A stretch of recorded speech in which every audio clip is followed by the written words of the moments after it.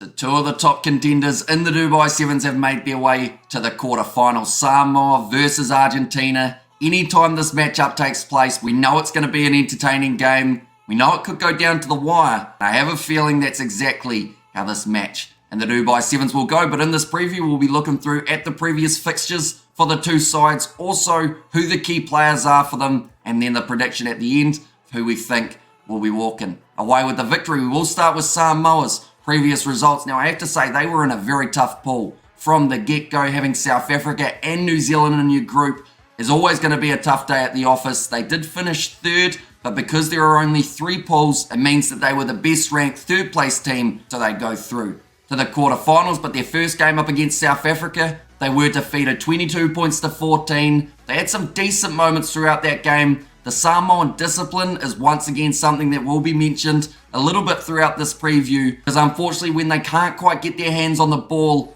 it is normally due to so many infringements coming back to back. I believe Masifao, a man who got a yellow card in that game. Up against South Africa, their next game, up against New Zealand, 14 points to 12 in favour of the Kiwis. Now I have to say, Samoa should have won that game. They were extremely close multiple times. They had a lead of 12 points to 7 going into the final 10 seconds of the game, but every time they almost beat New Zealand, somehow New Zealand find a last minute try and they shut it down. So 14 points to 12 could have got themselves the victory, but they do get the bonus point for being within 7, and that is actually something that drastically helped them in terms of making their way through to these quarterfinal games. Their last game up against the Canadians, they took a bit of frustration out on the Canada side, winning at 24 points to 0. Probably lucky to only score the 24 with the way that they were flowing throughout that first half. They'll be happy enough with that performance. Moving on to that game up against Los Pumas. Now for Argentina, they did have their first game up against Spain. They won at 26 points to 12, so a nice win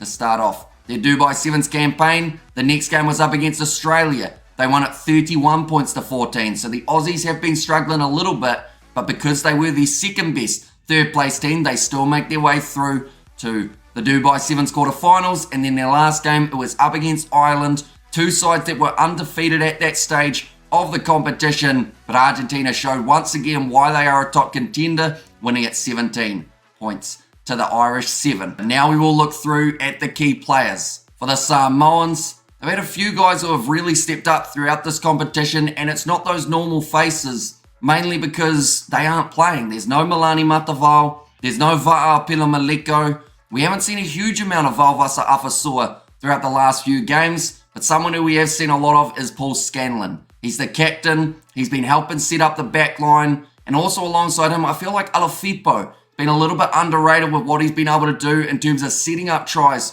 throughout this Dubai Sevens competition so far. He is the other key player that I would go with for the Samoans. For Argentina, Luciano Gonzalez, anytime that man gets within 5 meters of the line, he's going over and he is scoring the try. He's done it multiple times throughout the Dubai Sevens already. He did it in the last game up against the Irish.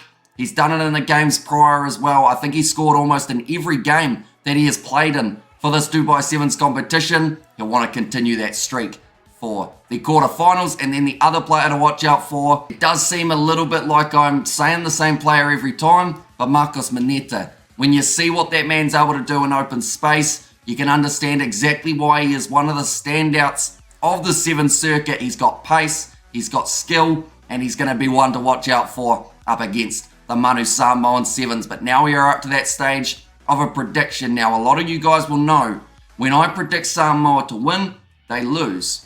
When I predict Samoa to lose, they win. Can't get it right to save myself. This game though, I feel Argentina do have just that little bit more momentum heading into the contest, mainly because they are undefeated compared to the Samoans, who have suffered 2 close defeats throughout their Sevens campaign up till date. So I am going to say Argentina win this game.